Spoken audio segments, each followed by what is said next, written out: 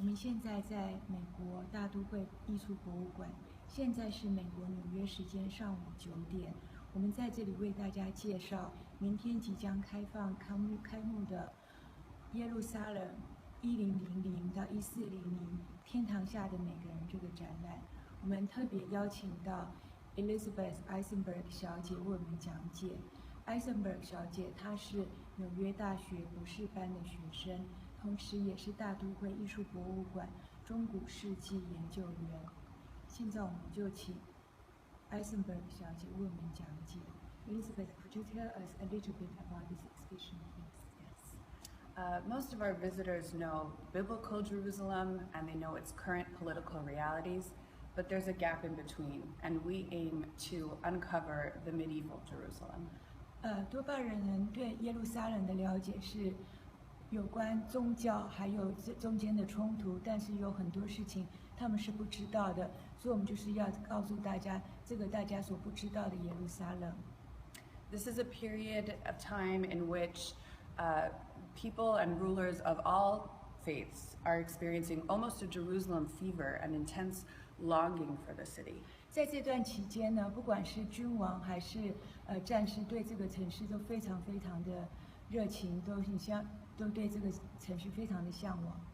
Throughout periods of intense strife and stability, the city inspired great works of art by people of all cultures, both near and from afar. 所以呢，这段期间呢，许多人都被这个城市所吸引，来这里创造非常丰富的艺术创作。We follow the art and explore how the city acted as a creative catalyst, inspiring these works of art from all people. 所以我们跟随着这个艺术的创作来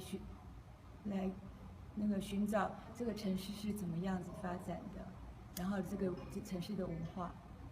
Throughout the exhibition, you'll see these views of Jerusalem, which are slow-moving videos, and you'll find little bits of movement in them sometimes. 在这个展厅里面，你可以看到这些你看起来是照片，但是事实上它是个速度非常缓慢的录像。And for us, they symbolize the different views of Jerusalem each of our visitors have, the different perspectives, yet really it's all separate windows on one scene, one city. 所以它象征了不同的人从耶路撒冷所看到的不同的东西。We start not at the holy sites of Jerusalem, which we will visit, but actually in the marketplace. 所以我们一刚开始先从耶路撒冷的市场开始。Where medieval chroniclers tell us everybody worked side by side, Jews and Muslims, goldsmiths and chicken sellers. 所以呢，中古世纪的记载呢，说每个人都是在这个世纪一起工作的，不管是你是什么工作、什么职业背景。We have here selections from a coin treasure that is an incredibly exciting find because it was discovered only recently. 所以我们现在这里有一堆金币呢，是非常令人兴奋的，因为这是最近才刚发现的。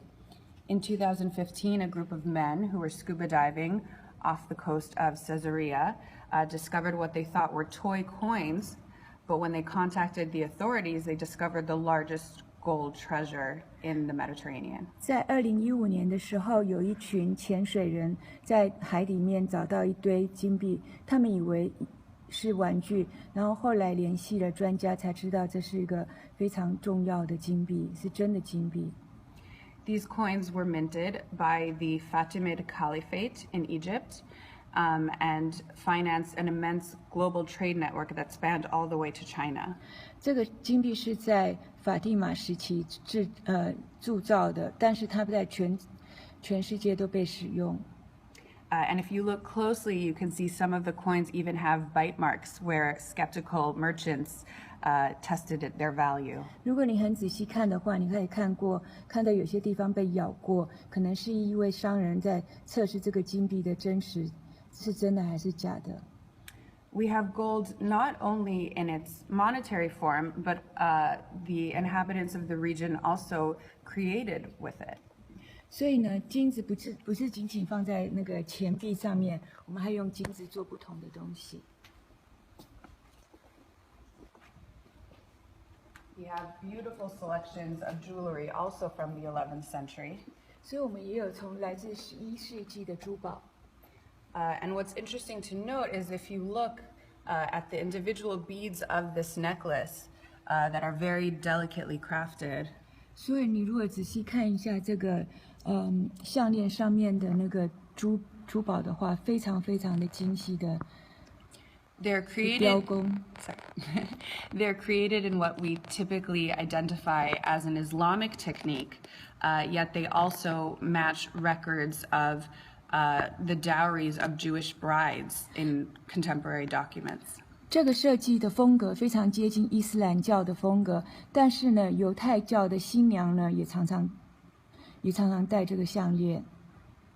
Which just goes to show that no culture in this region is entirely isolated, and they all shared the same tastes. 所以这代表说，不同的文化呢都有交流的地方，其实是他们的品味都有很有接近的。These objects attest to the fact that Jerusalem was not a provincial town, but was part of a global and important trade network. 所以这个证明了耶路撒冷是一个非常非常繁荣的，而且贸易非常丰盛的地方。We have glass and metalwork that were created in the region and textiles that came from as far as India. 我们有在当地生产的金属，还有玻璃，但是也有来自印度的纺织品。And the people of the region also had a taste for ceramics, 在当地的人也很喜欢瓷器。which they imported from Egypt, from Syria, from Italy and Sicily. 所以这些瓷器来自埃及、叙利亚，还有意大利的西西里岛。And then, as now, fine china was synonymous with China. 所以在那个时期呢，中国的瓷器呢也非常的著名。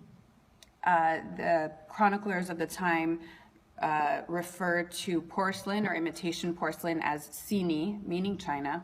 所以呢，在那时候的记载是把瓷器叫做 Sini 就是中国的意思。And broken pieces of this porcelain with its distinctive celadon color are rare but can be found throughout the region. 所以像这个碎片，这个玻璃的那个瓷器的碎片呢，上面有那个青瓷的颜色呢，在这个地区也是非常非常常见的。And keep it in mind because we will see the appreciation for the celadon in later works of art. 所以我们接下来的展厅也可以看到很多有青瓷的东西在里面。We then explore the pluralism of Jerusalem, the diversity of its population. 然后接下来我们要看的是这个城市的民族的丰富性。This is a time when Jerusalem is home to more cultures, faiths, and languages than ever before. 所以在这个时候呢，耶路撒冷有非常多的不同的民族还有语言。There are at this time 9 distinct alphabets and 12 languages in use in Jerusalem. 在这个时候呢，有9种不同的文字，还有12种不同的语言是被使用。For example, we have here 2 Ethiopian crosses that would have been positioned at the top of a long pole for processions. 所以在这里我们看到2个来自伊索比亚的十字架，那这个十字架是放在长的棍子上面，可以拿着走的。With colored 家呢，在圣经里面呢就已经有记载过。and they established monasteries in the city as early as the 4th century. 在伊索比亚，在4世纪的时候呢，就已经有修道院了。We also have examples of manuscripts by all cultures. 所以在这里我们也有手抄本，是从不同的文化过来的。Which attests to not only the multitude of people in the city, but the importance of scholarship within the city. 所以这个代表了不仅仅是这里的人物、人民，还有不同的学术研究的重要性。Here we have a Syriac Lectionary, a Christian prayer book. 这里有一个那个叙利亚的那个祈祷书。written in the Syriac language, which reads from right to left. 所以这个是叙利亚文，是从右到左来阅读的。And depicted on this page is Christ's entry into Jerusalem. 上面所看得到的是基督呢进入耶路撒冷这一段时间，这一幕。But what is really interesting is to look at the diversity of Jerusalem's inhabitants on the left. 最有意思的是看到在耶路撒冷的居民。We see people of light skin, dark skin, old, young. 我们可以看到不同肤色的人，有颜色比较淡，肤色比较白的，也有那个肤色比较深的，然后也有不同年纪的人。And the artist really had an appreciation for showing the diversity of Jerusalem. 所以这个艺术家呢，可以说对那个代表这个城市民族的多样性非常的感兴趣。In the next gallery, we begin our tour of the sacred sites of Jerusalem. 在接下一个展厅呢，我们是看到这个耶路撒冷这个圣地。And we begin actually with the monument that wasn't there during our period, what would have been Jerusalem's greatest monument. 所以呢，我们现在要看的这件作品呢，是在那段时间已经不在耶路撒冷，但是它象征了耶路撒冷最重要的一个遗迹。And that is the Jewish temple, which was destroyed in the 1st century. 这个是在第1世纪的时候就已经被摧毁的一个犹太教的教堂。The Jewish community in Jerusalem had been wiped out by the Crusaders and was not allowed to reestablish itself for many years. So the art in this room is actually created from afar, looking towards Jerusalem. 因为在犹太人在耶路撒冷在第1世纪的时候呢，被十字军东征的人呢驱逐了，所以他们没有办法进入耶路撒冷。所以在这里的所看到的，其实是在其他的地方所创造的。For example, in this case, we have 3 Jewish wedding rings. 在这里，我们可以看到3个犹太教的结婚戒指。Each in the form of a temple on the top of the ring. 那个戒指上面呢，都有一个犹太教的教堂。And within the windows of the temple are the Hebrew letters that spell out Mazel Tov, meaning good luck. 然后，如果你仔细看这个教堂的 Similarly to the buildings of where these artists lived, so they made the temple their own.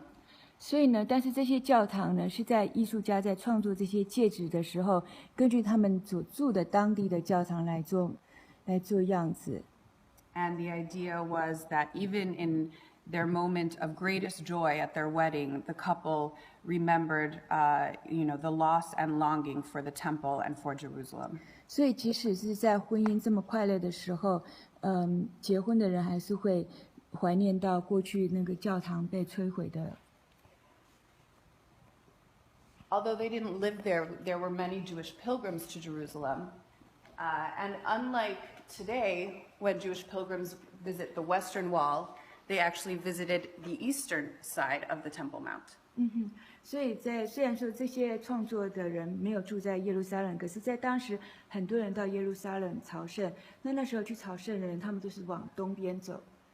Specifically, the gates of mercy, which are the eastern gates to the temple. 所以呢，他们特别是到这个叫做仁慈门、慈悲门，就是在这个城市的东边。And we see in these 3 manuscripts examples of a prayer from Yom Kippur, the Day of Atonement, praying to God to open the gates of mercy, the heavenly gates of mercy, to our prayers. 那这3本手抄本呢，上面都是在那个赎罪日呢，向上帝祷告，希望他打开这个慈悲门，让我们可以进入。And in both biblical sources and medieval scholarship, Jews equated the physical gates of mercy in Jerusalem with the heavenly gates of mercy. 所以在当时呢，犹太人把那个耶路撒冷的这个慈悲门跟所有圣经上所说的慈悲门是连在一块的。And you can see in further examples that they're truly heavenly gateways, very beautiful. 所以还有其他的不同的图片，非常的美。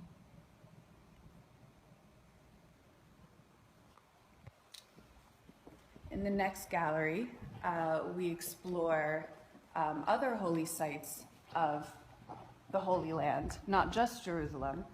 Pilgrims visited other cities both on the way and afterwards. 然后在接下来的展厅呢，我们展出其他朝圣者到耶路撒冷所经过的不同的城市，也是很重要的圣地。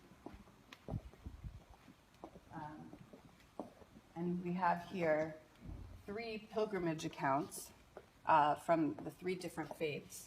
所以在这里，我们有3种不同的宗教的朝圣者所记录的东西。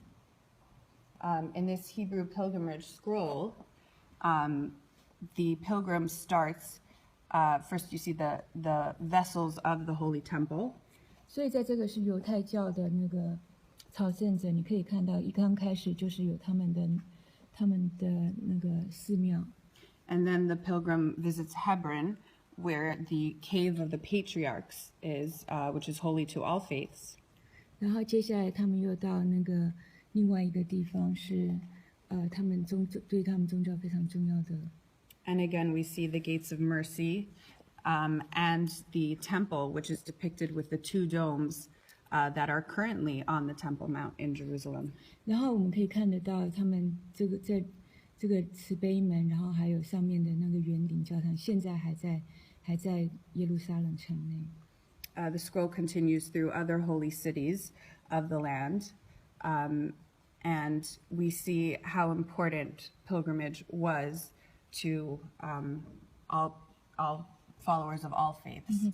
然后接下来他们还到其他的不同的城市，表示这个朝圣者他们所对这个宗教的重视。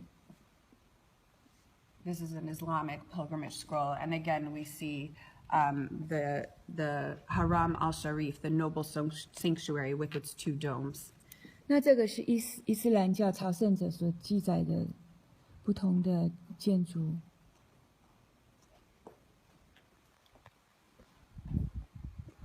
Here we have 5 beautiful capitals from the city of Nazareth. 这是从拿撒勒之那个五个非常美的柱头。Cathedral of Nazareth, but right before they were put into place, were buried for safekeeping after the Islamic conquest of Jerusalem. 这些柱头呢，原来是为当地的教堂所做的，但是呢，因为伊斯兰教徒进入这个城市，他们就赶快把它藏起来、埋起来。Which allowed them to survive the centuries unharmed, and they were only dug up in 1908, in the beginning of the 20th century. 所以这些柱头是在1908年的时候才被挖出来，所以都没有被受到破坏。They depict scenes taking place both in Jerusalem, in the Galilee, as well as further afield. Again, for example, this capital, which is a story in Ethiopia. 所以他所描绘的呢，不仅仅是只有在耶路撒冷，还有在其他城市，像这个我们所看到的，就是在伊索比亚的那个教堂。So describing the lives of the apostles, again in this context of pilgrimage and of the whole Holy Land. 所以他描述的也是这些圣徒他们的一些故事。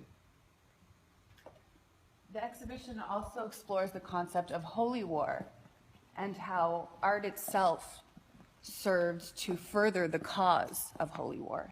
然后这里还有圣战，然后怎么样用艺术来。In much the same way as a rousing speech or a poster might inspire those to fight for their cause, beautiful works of art functioned in the same way. 所以用艺术也可以提高战士的勇气，就是像你做演讲一样。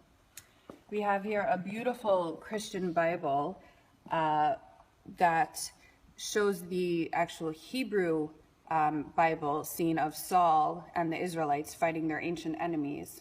所以在这个是一个圣经，然后讲的是Saul 跟这个萨尔跟敌人作战的故事。And yet these ancient warriors are dressed as medieval knights. 那这些人穿的是中古世纪的那个战士的衣服。The French nobility were very involved in this time in the efforts to recapture Jerusalem. 法国的那个贵族在那时候非常非常的希望再重新占领耶路撒冷。And the message is therefore clear. The French Crusaders are the new chosen people, and their cause is ordained by God. 所以上面写的很清楚，是法国的军士还有贵族呢，是被上帝所选择的、挑选的。It's a very beautiful image, and one only realizes just how violent and bloody it is after a second glance. 所以呢，这个非常非常的美的图片，但是如果你仔细看的话，非常非常的暴力，非常血腥。And we see this effort to make war beautiful as well in the manuscript next to it, which is a treatise on armory that was made for Sultan Saladin himself. 然后这个是为萨拉丁所那个准备的那个兵法书。Here we see a combination shield and crossbow, a deadly weapon, and yet it looks for all the world like a beautiful piece of jewelry. 所以这个是一个像盾甲跟刀剑的结合，看起来非常非常的美，几乎看起来有点像珠宝一样。So art was really used to justify and propel the cause of holy war. 所以这个就是要证明这个圣战的重要性，还有他为什么要这样做。In this gallery, we continue our tour of the holy sites of Jerusalem, visiting the Church of the Holy Sepulchre, which is Christianity's holiest site in the city. 所以我们接下来是看基督教的非常重要的一个圣地是圣体教堂。It is the site of Jesus' crucifixion and the tomb where he was buried and from which he was resurrected. 所以这个地方呢是耶稣受难，然后他被埋葬，然后他又复活的这个地方。And the Church of the Holy Sepulchre is called by Eastern Christians the Church of Anastasis, which means resurrection.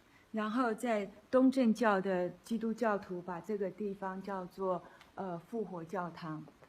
Which is very appropriate looking at this next object, which is a reliquary of Saint Anastasios the Persian. 所以这个是圣体，就是因为他们把复活教堂叫做圣Anastasia，所以这个就是这个圣人他的那个遗体的遗骨。A reliquary is a holder for the sacred relics of a saint, meaning perhaps a piece of bone or a shroud, sacred testimony of the saint. 所以在这里面呢，像这一类的物件呢，都是圣人他们遗体的一部分，可能是他们的骨头，或者是他们所用过的东西，然后放在这个器物里面。And this container is created in the form of the edicule, which is the shrine built over the tomb of Jesus itself in the Church of the Holy Sepulchre. 所以这个形状呢，跟这个教堂的形状很类似。Its inscriptions are written in Greek and taken from Psalms and pray for Zion and for Jerusalem. 所以这上面的文字呢是希腊文，然后它在耶路撒冷的祈祷的时候所使用的。And this saint was thought to have been baptized in the church itself. So this was a truly appropriate and beautiful container for his relics. 所以这个圣人也是据说是在这个教堂里面受洗的，所以这件作品对这个地方更加的重要。We also have beautiful manuscripts related to the Church of the Holy Sepulchre. For example, this missal, which contains the readings for the Mass. 然后我们还有非常重要的祈祷本。It mentions by name the bishops of Jerusalem, its holy saints, and refers to God as protector of the city. 然后这里也有提到耶路撒冷的主教，然后还有提到说基督是这个城市的保护者。And through its varied color palette and the facial features, the way the faces are depicted, you can see not only the Crusader style, but also the Armenian Eastern style. 然后这个上面所画的人的脸的风格呢，不但可以看得到十字军东征这种风格，还可以看到亚美尼亚的人的风格。Attesting to the diversity of Christians who worshipped at this site. 所以代表了在当时的那个基督教徒的民族的复杂性。We continue past the Crusader sculpture created in Jerusalem. 然后我们会经过十字军东征的所创造的一些所创造的一些雕塑。To the Dome of the Rock and the Aqsa Mosque, which are on the top of the platform known as the Haram al-Sharif, the noble sanctuary. 所以我们现在在神圣的地上看的是一个清真寺。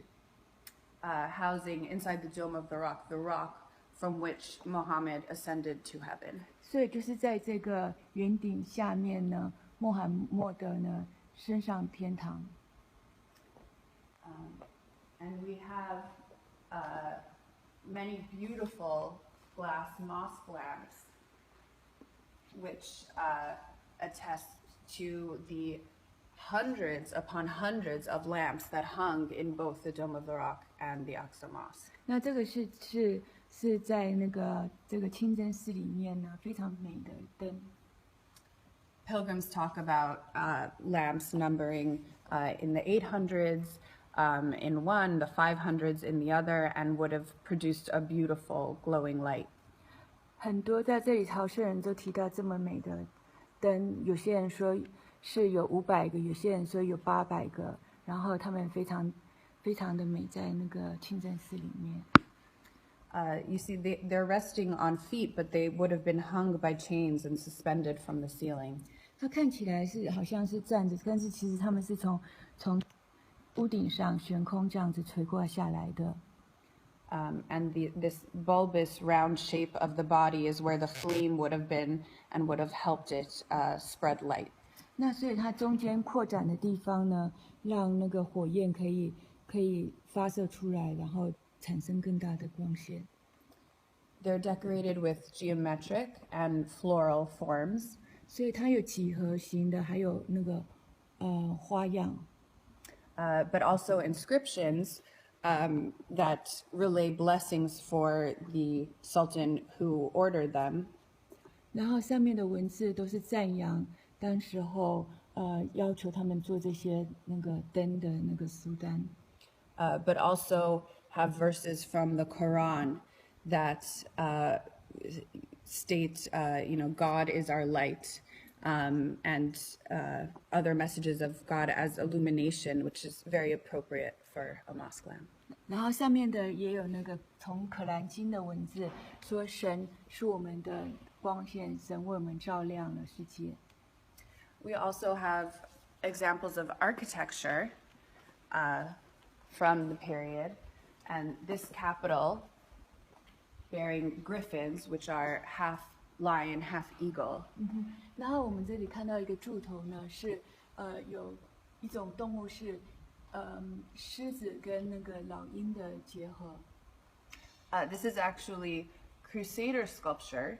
The Crusader workshop was very well known in Jerusalem, but when the Crusaders had to flee Jerusalem, they left many of these objects behind. 这是十字军东征的他们所做的雕塑，然后因为有时候他们逃离这个城市之后，他们就把这些留在耶路撒冷，但是在他们当时在当地做了很多这样子的雕塑。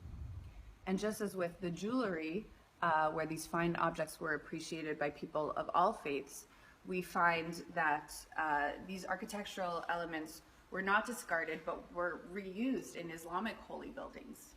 所以呢，就像我们刚才看到的珠宝被不同的民族文化所使用，这个呢也是被其他的宗教还有文化来使用。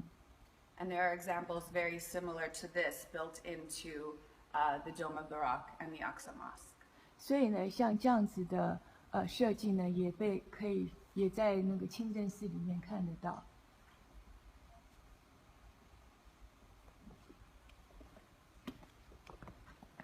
We next explore the great patrons of Jerusalem who really enriched the city through their gifts to it. 然后接下来呢，我们看到耶路撒冷非常慷慨的赞助的，让这个城市变得更加的丰富。We have here a book of Psalms belonging to Queen Millicent of Jerusalem. 那这是那个梅丽珊的皇后的祈祷书。She was the daughter of the Crusader king and an Armenian princess, and you see the meeting of East and West in the style of her manuscript. 所以呢，她是十字军东征，还有亚美尼亚父母亲所生下来的，所以你可以看得到，她也是东西结合的一个皇后。And it's truly magnificent in its technique and in the gold and pigments used. 所以这个技巧非常非常的高超，所以而且大量用到那个金泥。And it has two beautiful ivory covers, which are not only magnificently decorated, but relate to themes of royalty. 而且这个书的封面呢是用象牙做的，非常非常的精细，而且还代表了这个书拥有者他自己的贵族身份。On the upper cover, we have scenes from the life of King David. 然后在上面我们可以看到那个大卫王的一生。And on the lower cover, we have the Christian acts of mercy, such as caring for the sick and giving charity to the poor. 然后在那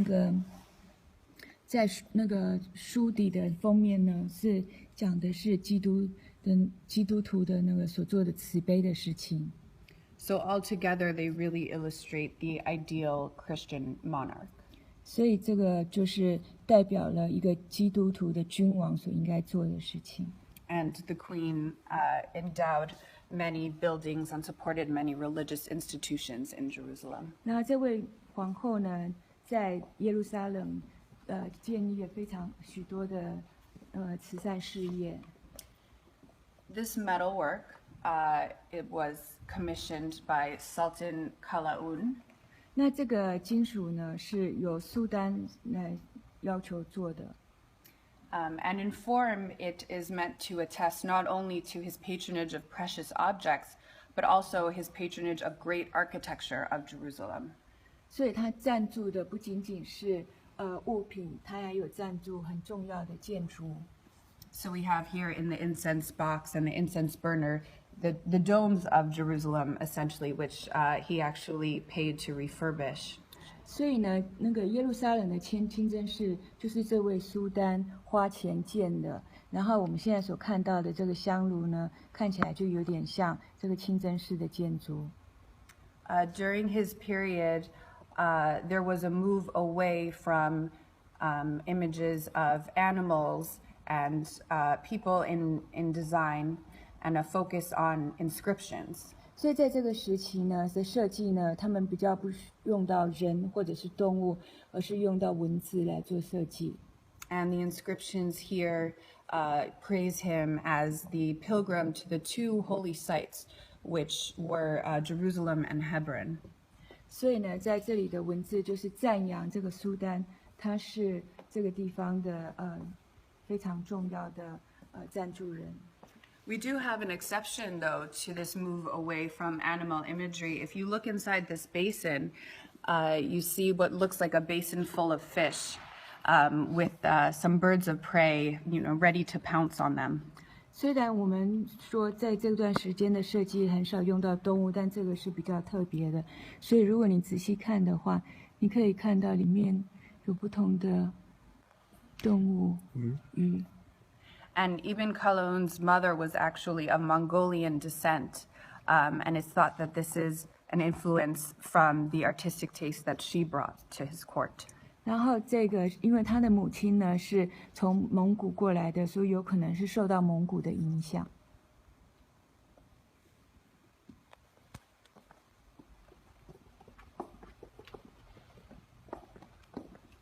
In the last gallery, we explore Jerusalem as the closest point to heaven, which is an idea practiced in all three faiths.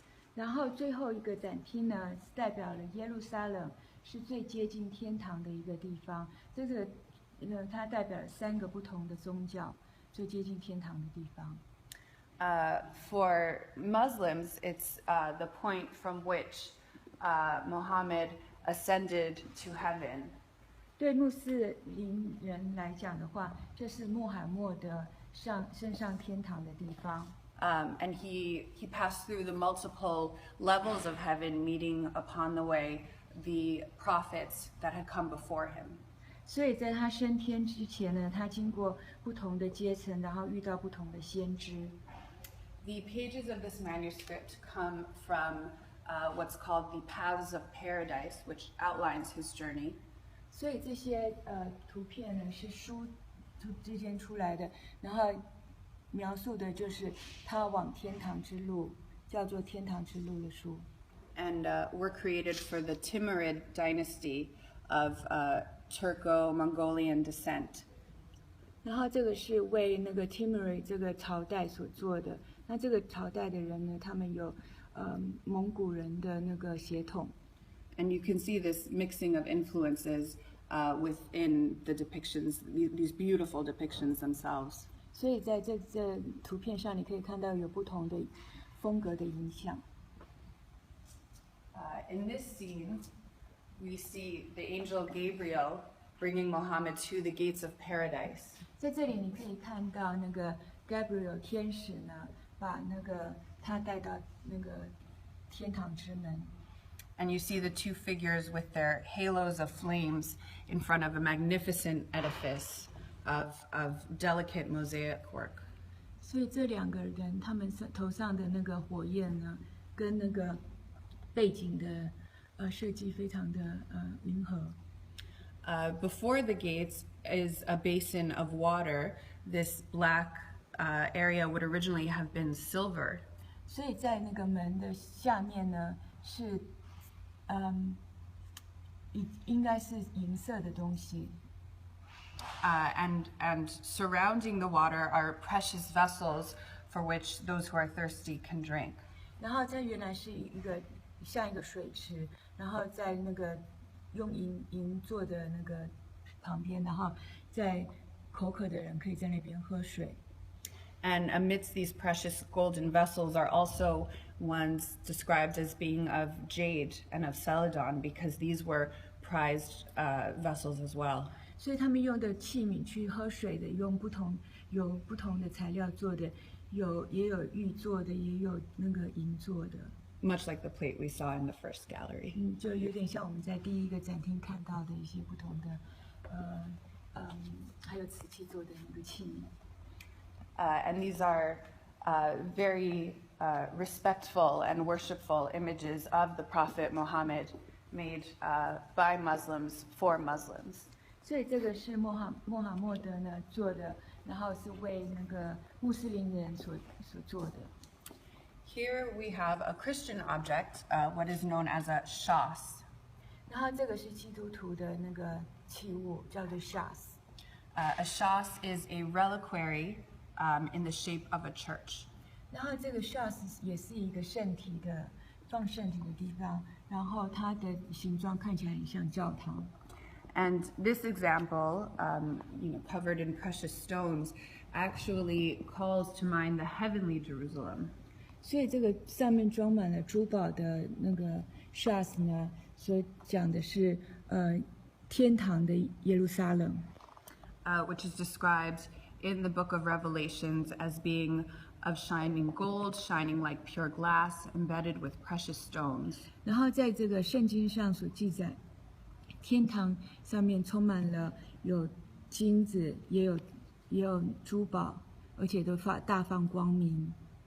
We see here the artist has not only included precious stones, but also made depictions of stained glass windows through the use of enamel.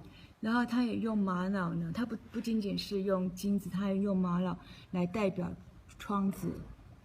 And this magnificent object with its angels and its soaring finials was meant to, when one contemplated this, one went on pilgrimage to heavenly Jerusalem.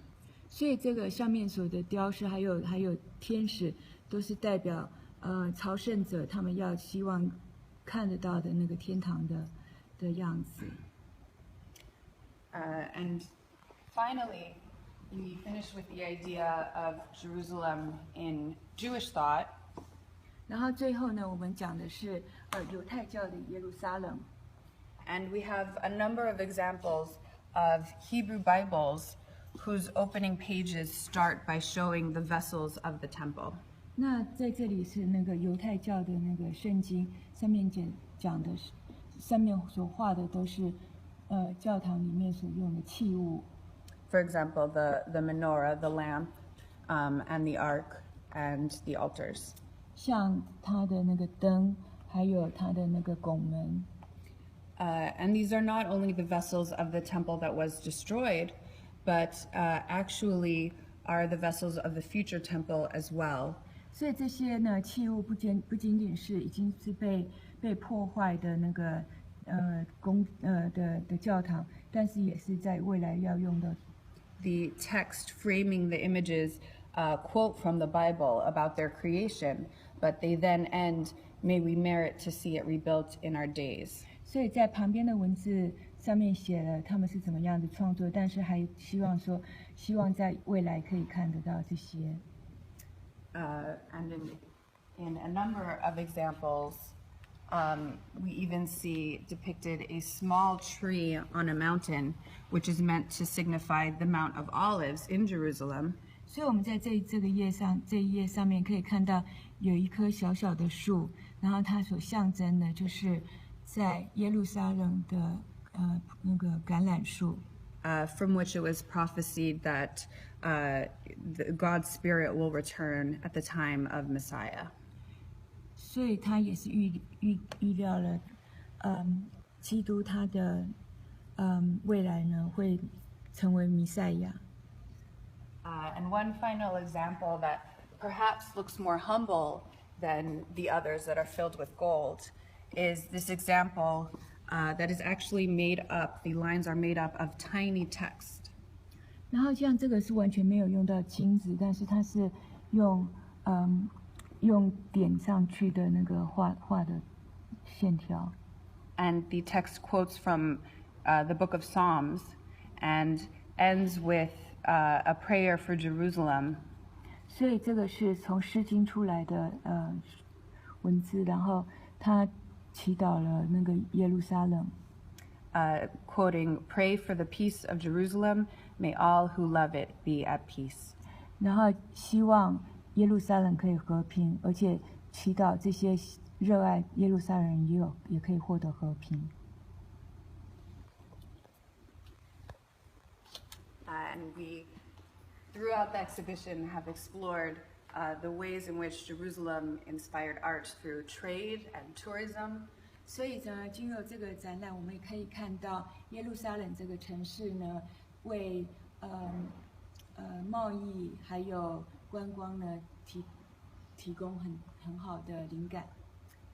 Through its sanctity and through its draw of holy war. 还有这个城市呢，它本身的那个神圣的地位，还有那个它所造成的为什么会有这么多的那个圣战骑士会过来。Through its great patronage. 还有这个赞助的这些重要的出钱来赞助建教堂的人。And finally, through the promise of eternity, through Jerusalem's location as the closest point to heaven. 还有在最后就是耶路撒冷是最接近天堂的地方。Thank you very much.